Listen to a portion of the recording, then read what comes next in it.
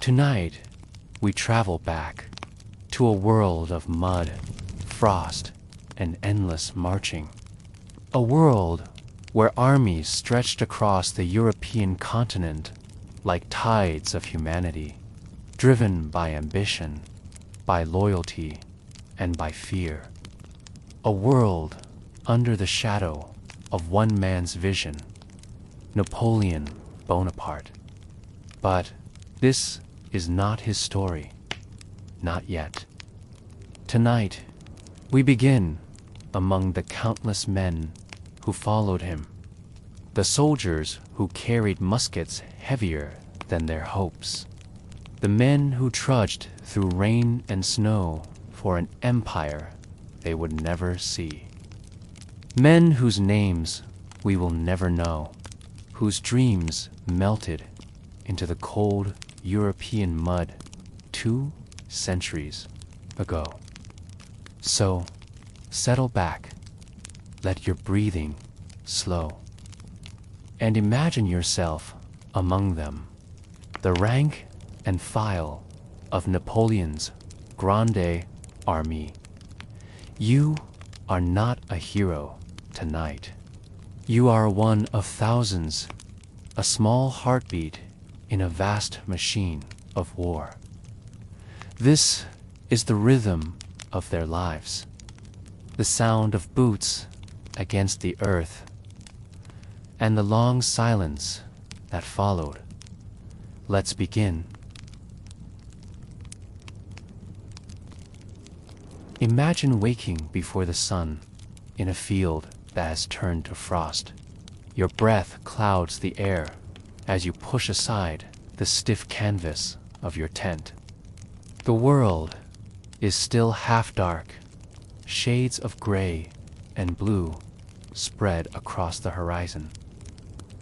You hear coughing nearby, the creak of leather belts, the muted clatter of tin cups. You are a soldier in Napoleon's army, one of hundreds of thousands who marched under the blue and gold banners of France. It is early in the 19th century, and Europe is a patchwork of alliances and enmities. But for you, the details of diplomacy matter little. Your world is the next mile, the next meal, and the next order shouted down the line. The endless march. The life of a Napoleonic infantryman was one of motion, constant, grinding, endless motion. Day after day, you marched, sometimes 20 miles, sometimes 30. Your boots, thin-soled, often borrowed from the dead war, through within weeks. Each step pressed the cold mud between your toes. The road was a mosaic of suffering. Men limped, others fell behind. The officers shouted, then gave up shouting. The rhythm of the march took over a weary drumbeat, echoing across the plains of Europe. At night, when the column finally stopped, there was no comfort. You slept where you fell, in fields, in forests, sometimes on the frozen ground beside your pack. If it rained, the water seeped in, chilling your bones. If it snowed, you wrapped your cloak tighter and dreamed of warmth you'd forgotten long ago. The rations were meager, a hunk of bread, sometimes stale enough to chip a tooth, a thin soup of lentils or peas. On better days, a scrap of salted meat. On worse days, nothing at all. Water was gathered where it could be found, from streams, from puddles, from melted snow. When clean water was scarce, Men drank from ditches or wells, unknowing or uncaring what else had been washed there. Illness spread quietly, dysentery, fever, scurvy. But there was no choice. The march continued. Uniform and burden, your uniform was once a symbol of pride. Dark blue wool, brass buttons glinting in the sunlight. But the wool grew coarse with dirt, and the color faded with every march. Your musket, the Charleville, weighed nearly 5 kilograms, and it was your life. You carried it through rain, across rivers, up mountain passes. Along with your musket came your pack, a blanket, a tin mess kit, spare shoes, if you were lucky, and a cartridge box of ammunition. Together, your load could reach 30 kilograms or more. Every step pressed that weight deeper into your shoulders. The straps left grooves in your flesh, permanent reminders of a soldier's burden. And still, you marched. The companionship of misery, the army, was a strange family. Men came from villages and cities, from farms and factories, speaking dialects that barely resembled one another. Yet hardship bound them together. A shared loaf of bread, a joke mumbled in the rain, a quiet song hummed beside a dying fire. Sometimes laughter broke through the exhaustion, brief, fragile moments of humanity. But most days were filled with silence, broken only by orders barked in French, German, or Italian. Discipline was strict and punishment swift. A missing button, a lost cartridge, a complaint voiced too loudly, all could end in lashes or worse. But you learned not to think about that. You learned simply to endure. The battles approached, and then, without warning, came the days when the marching stopped. When you awoke, not to the sound of footsteps, but to the stillness of waiting. The smell of powder drifted faintly in the air. Officers moved along the lines, speaking in low tones. You checked your musket flint, powder, cartridge, everything in place. Your stomach twisted, though not from fear alone. There was nothing left in it to digest. The drummers began to play, a slow, rhythmic beat that echoed across the plain. You moved into formation, shoulder to shoulder with the men beside you. The heat of their bodies pressed against yours, even in the cold. Ahead, you could see nothing, only mist, perhaps the faint glint of steel in the distance. You waited. When the order came, it was a simple one: advance. You took the first step forward, your boots sinking slightly in the mud.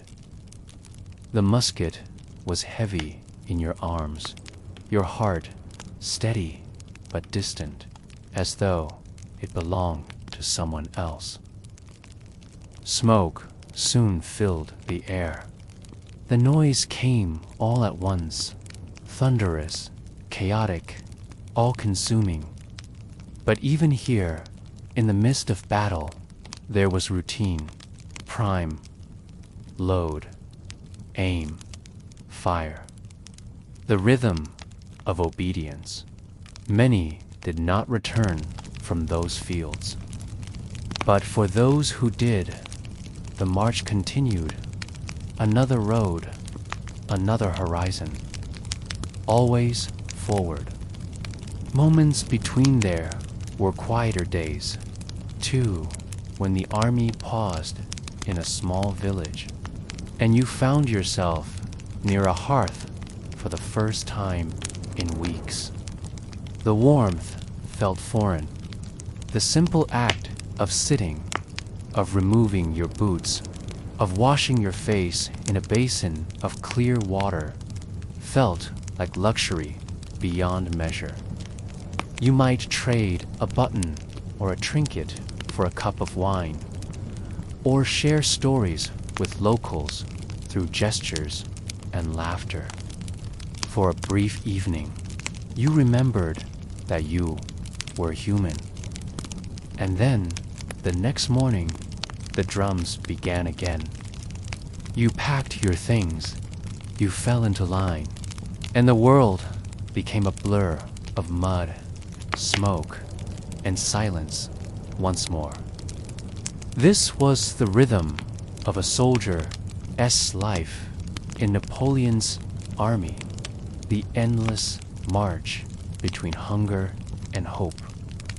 A rhythm that lulled even the strongest minds into surrender, not to battle, but to exhaustion.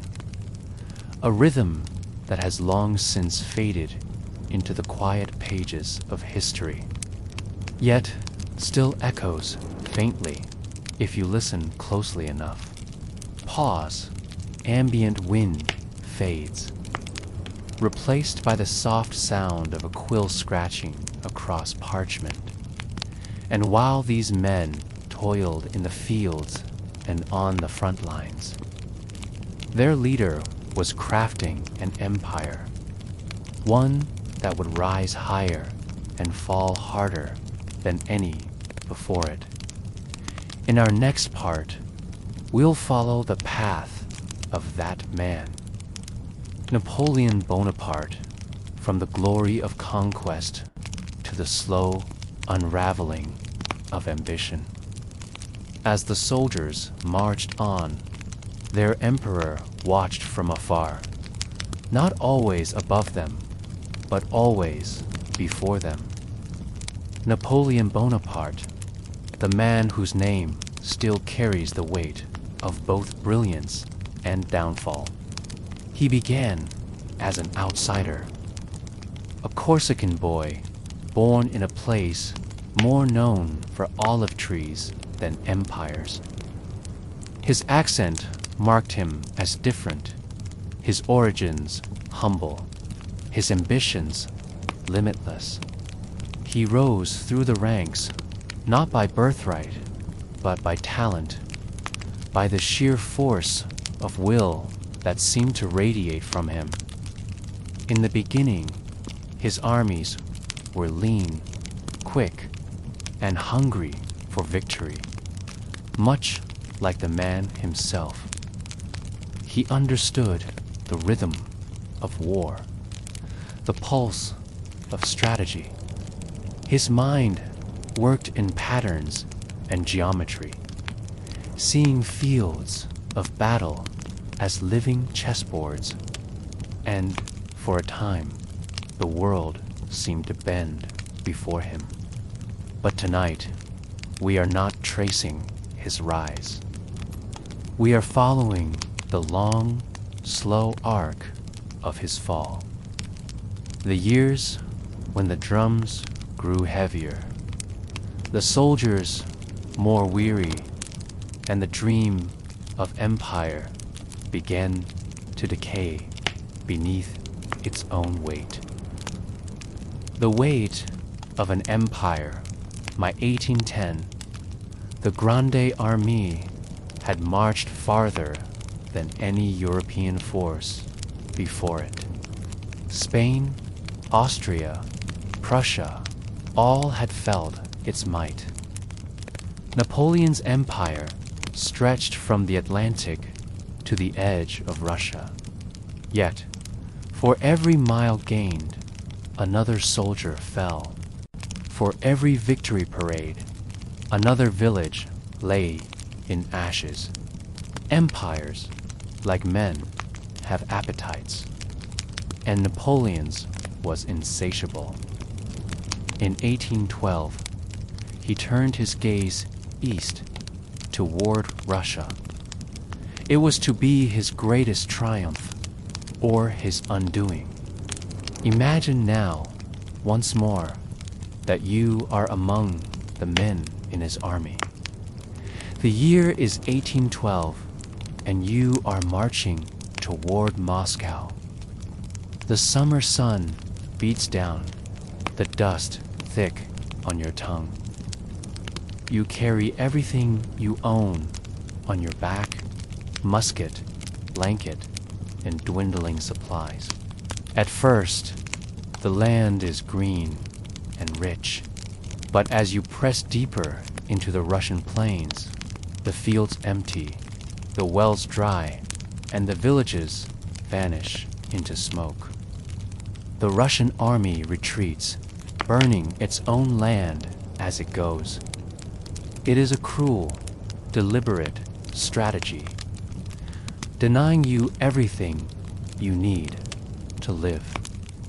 The army begins to thin, not through battle, but through hunger, exhaustion, and the slow fading of strength. When you finally reach Moscow, the city is not a prize, it is a pyre. The flames rise higher than the cathedral domes, devouring homes, stables, warehouses, everything. The air is thick with ash and silence. Napoleon waits, expecting surrender, negotiation, something, but no message comes. The Russian winter approaches, and the emperor, once so sure of every move, hesitates. The retreat from Moscow begins in late autumn. Snow falls early that year, quiet, steady, endless. The once proud army becomes a line of ghosts stretching across the white horizon. Boots crumble, horses fall, and are left behind. Q. Men burn their last letters home, just to feel a moment's warmth. From 600,000 soldiers who marched into Russia, fewer than a third return.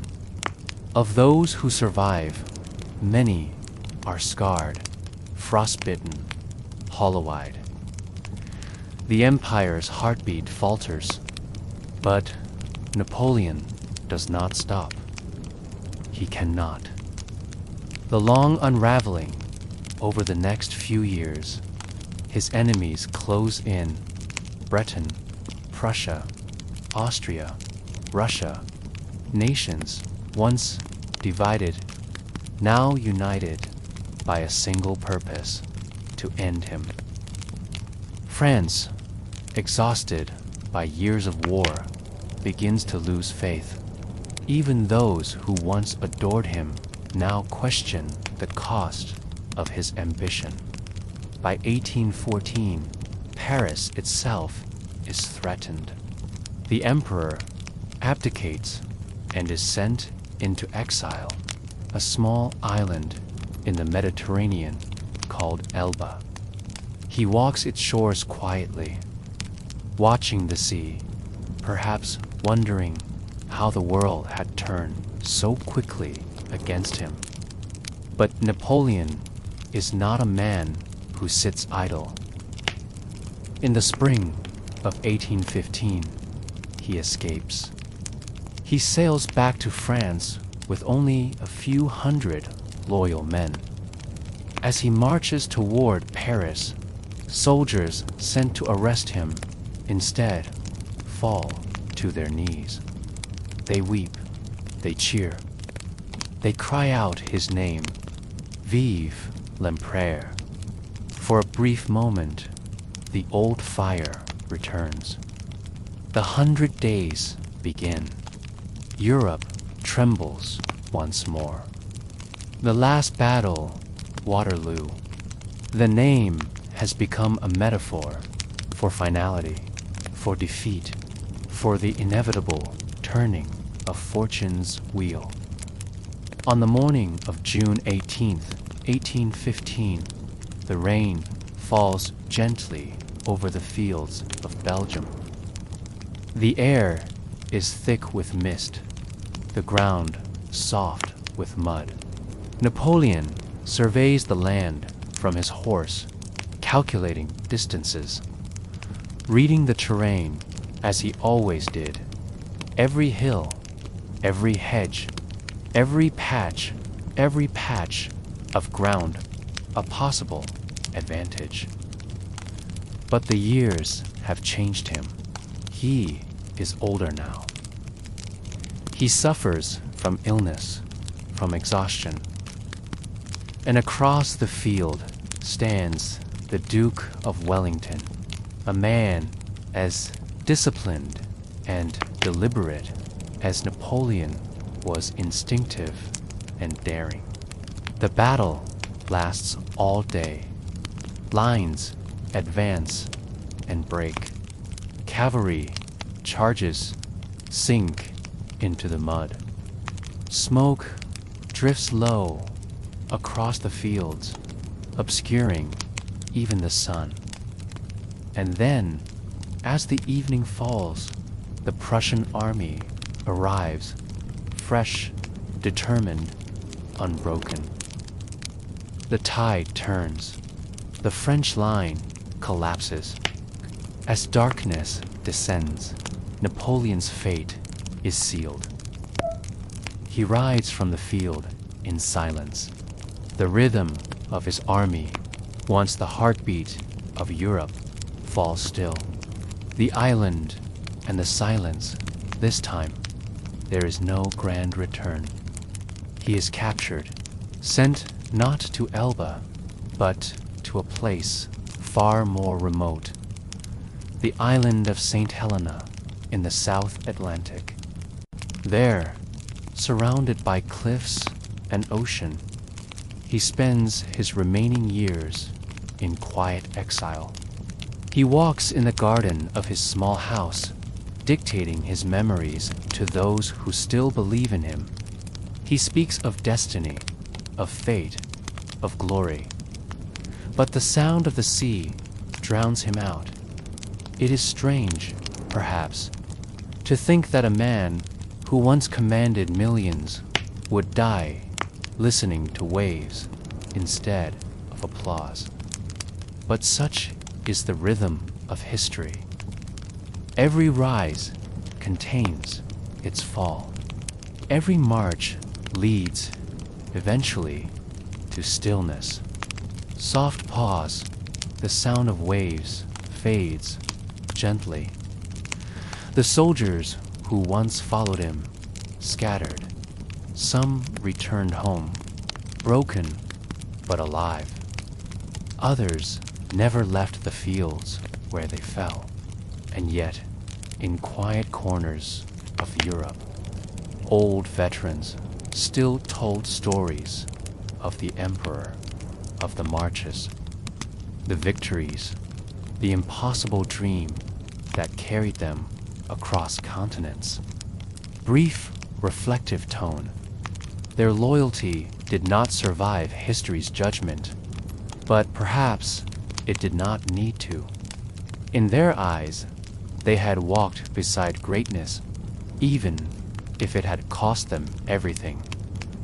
Long, calm pause, and even as Napoleon's empire crumbled, symbols of his glory remained. Medals, relics, carried like talismans of a vanished age. But some were lost, buried in the mud, swallowed by the battlefields that had consumed so many lives. In our next segment, we'll follow the quiet trail of those lost emblems, the mysterious eagle standards, the gilded icons of an empire that disappeared into the earth. Long after the drums of Napoleon's army had fallen silent, the land kept its secrets. The fields where men once stood in formation, shoulder to shoulder, became fields of wheat and wildflowers. The scars of trenches softened under moss and time. And yet, beneath the soil, traces of the empire remained, the relics of devotion, pride, and loss. Among the most sacred of these relics were the eagle standards, heavy, golden emblems carried atop poles, shimmering above the ranks of each regiment. To lose an eagle in battle was the deepest disgrace. To capture one was the highest honor an enemy could achieve. Each eagle was more than metal. It was the heart of its regiment, a sacred object said to contain the soul of the soldiers who marched beneath it. Men would die to defend it. Some did. A symbol of glory, the tradition began with the Roman legions. Centuries earlier, the eagles of Rome had led armies across continents. Napoleon, ever a student of history, revived the symbol deliberately. He understood the power of imagery, how an empire is built not only by conquest, but by belief. When his first eagles were presented to the army in 1804 during a grand ceremony at the Champ de Mars in Paris, the moment was solemn, almost religious. Thousands of soldiers stood in perfect ranks as Napoleon, dressed in his green uniform, placed his hand upon each gleaming eagle. He spoke softly, "Soldiers, these are your colors. You must defend them with your lives." The crowd roared. The banners lifted. And from that day forward, the eagle became a sacred totem. Each regiment guarded its eagle with an almost superstitious reverence. It was entrusted to a chosen man, the eagle-bearer, who carried it into battle and never let it fall, even as cannon fire tore through the ranks. If he fell, another took his place. If the standard was captured, shame lingered like a shadow over the regiment's memory. The vanished eagles over the years. Many eagles disappeared, swallowed by chaos, buried in haste, or stolen as trophies.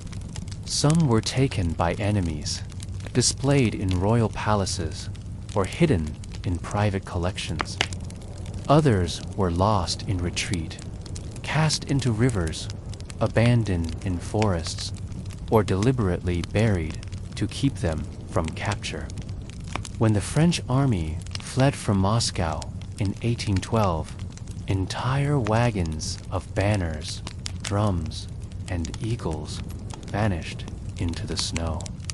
Men, too weak to carry them, chose instead to hide them beneath frozen earth, beneath broken bridges, beneath the bodies of fallen comrades. Later, during the retreat from Waterloo, soldiers spoke of seeing eagles being dismantled, the metal toppers hidden inside barrels or bread carts. The poles burned for firewood. Many of those lost standards were never found. And yet, sometimes, centuries later, the earth gives one back. echoes from the soil in 2009, near the village of Smolensk in Russia.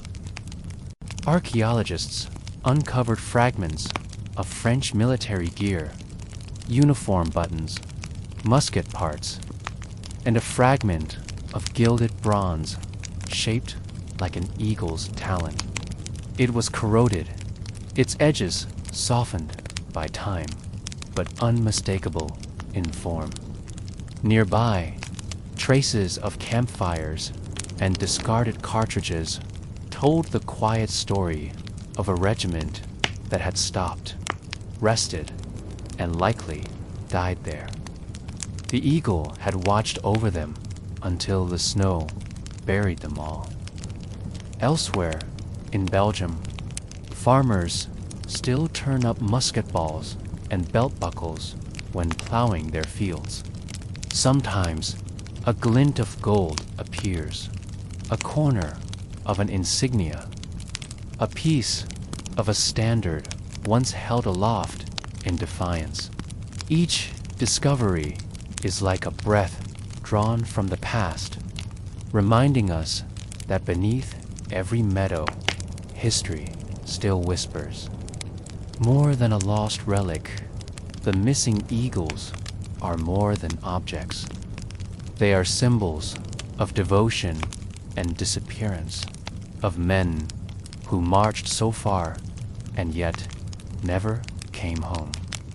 Their loss mirrors the fate of the empire itself, proud, radiant, but ultimately consumed by the mud and memory of war. For the men who survived, the absence of an eagle haunted them. To them, it was as though a piece of their own spirit had been left behind on the field. Letters written years later speak of these losses not in terms of defeat, but of mourning. One veteran, writing in 1830, recalled, "We buried the eagle with our brothers. I think of it still. When I dream, I see it rise from the snow. Perhaps that is why these missing standards still fascinate historians and treasure seekers alike. Each one represents not just a regiment, but the memory of all who carried it. The countless unnamed souls bound to a dream that vanished into mist. Soft pause, faint birdsong, or wind through tall grass. The weight of memory when we imagine these artifacts lying buried in foreign soil. We are reminded of how history rests quietly around us. Even now, beneath the modern world, beneath concrete and roots, the echoes of that army endure. Every button, every musket, every fragment of an eagle tells the same story of pride, of loss, of the fragile endurance of belief. And though the soldiers could not have known it, their devotion to these symbols ensured that their memory would never truly fade. Because when something is lost so completely, it is never forgotten. It becomes legend. Long, calm pause. As we leave the fields behind, we turn our gaze once more toward the emperor himself. For while his army slept in the mud, Napoleon dined by candlelight, surrounded by silver and ceremony. The contrast was striking. The cold rations of the foot soldier, the sumptuous meals of the court. Each table reflected its own truth about power, about solitude, and about the illusions of grandeur. Soft orchestral swell fading gently. When you're ready, let us move quietly into our final segment, where we will join Napoleon at his table and listen to the murmured conversation of emperors and generals while the world outside grew colder by the hour. While the soldiers of the Grande Armée huddled in fields and forests, eating bread hardened by frost and drinking from tin cups, their emperor dined by candlelight. Not always in palaces, sometimes in tents, sometimes in modest rooms, hastily prepared, but always with ceremony. Because for Napoleon, even the smallest meal was an act of command. Imagine yourself stepping into one of those dining rooms. The light is low, candles reflected in polished glass and brass. The air smells faintly of wax, of roasted meat, of the smoke that clings to every uniform. The room hums softly with restrained conversation. Officers speak in murmurs. Servants move like shadows. At the center of it all sits the emperor. He does not speak much during meals.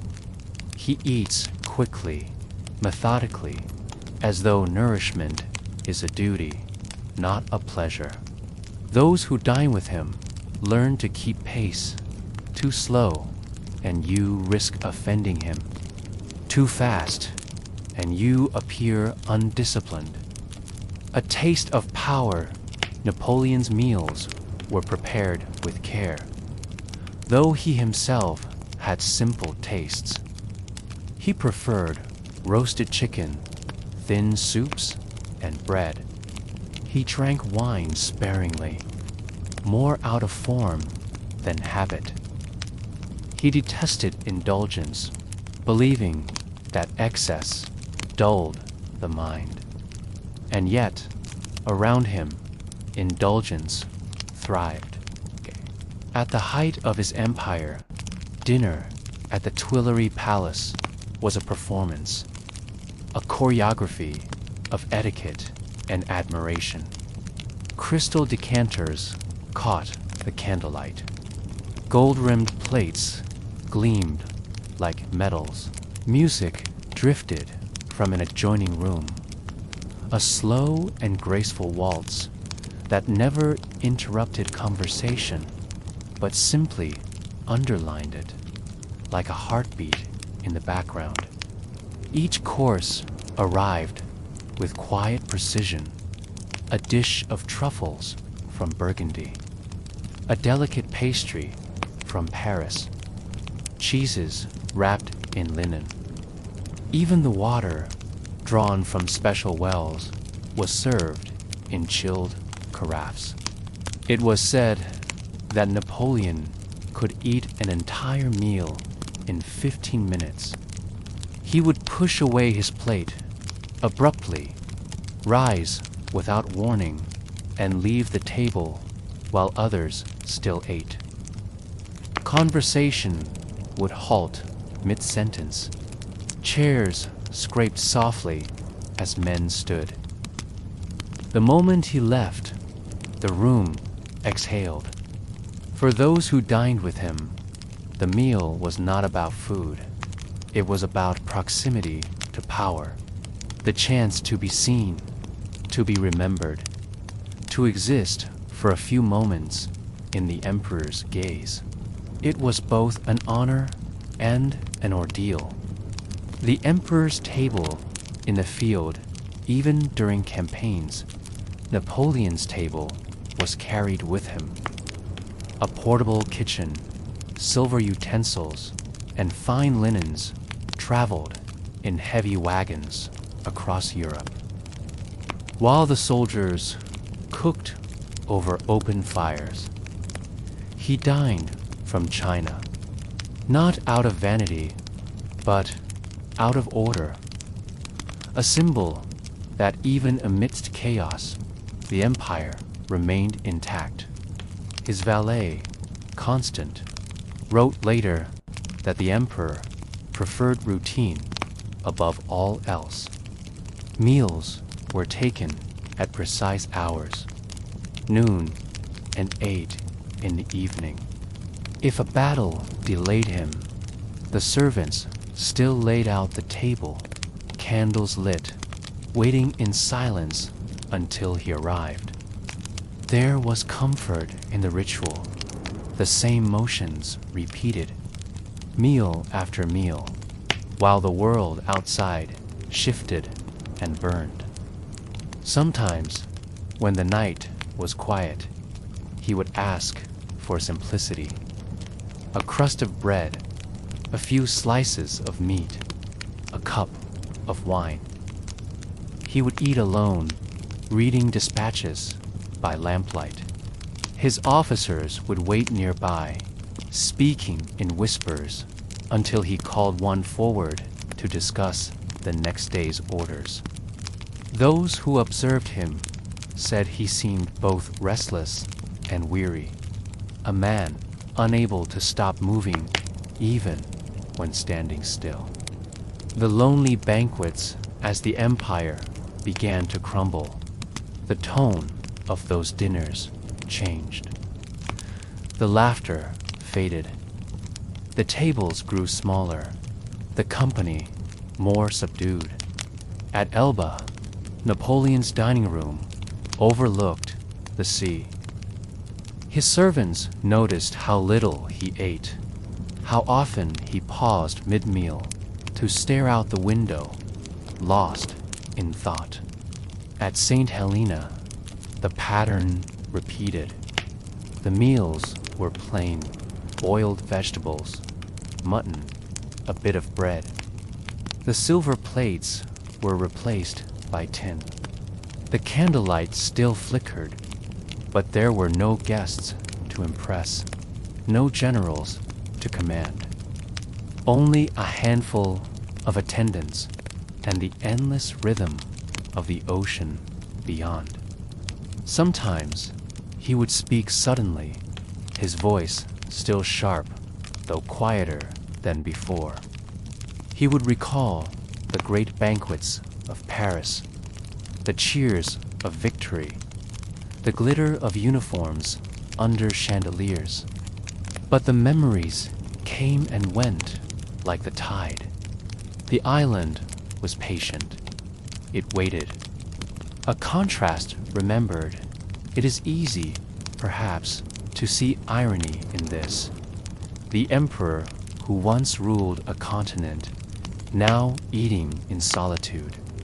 Yet, in a way, his final meals were not so different from those of his soldiers. Both shared the same hunger, not only for food, but for warmth, for purpose, for home. Both dined under cold skies, listening to the same wind that swept across the endless fields of Europe. In the end, the emperor's table and the soldier's campfire were closer than either might have imagined. Both were places of temporary comfort, small islands of routine in a world built on impermanence. Soft, instrumental interlude, the sound of a slow, distant waltz fading into stillness. And so, as the last candle flickered in those lonely rooms, the echoes of empire dimmed with it. The soldiers were gone. The standards were buried. The banners faded to dust. But the rhythm of their lives, the marches, the meals, the waiting remains, suspended in history, like breath in cold air. Gentle pause. Now, as we draw this journey to a close, let us leave them, the emperor and his army, resting quietly in the past. Let the sound of the wind through the grass, the distant roll of thunder, and the slow, steady heartbeat of time carry us towards sleep. The story of Napoleon's soldiers is not one of glory or grandeur, but of endurance, of men who followed a vision they could not see through mud, snow, and silence, of a leader who rose higher than most, and yet ended where all men do, in quiet reflection, surrounded by memory. Their world was a rhythm of hardship and hope. Each dawn brought another march, another mile, another horizon. And though the empire they served has long vanished, the echo of their footsteps remains faint but steady across the fields of history. As you listen now, breathing slow and calm, you might imagine those footsteps fading gently into the distance. The fire burns low. The voices of the past grow quiet, and the night settles in, soft and unbroken. You are safe here. The story has ended,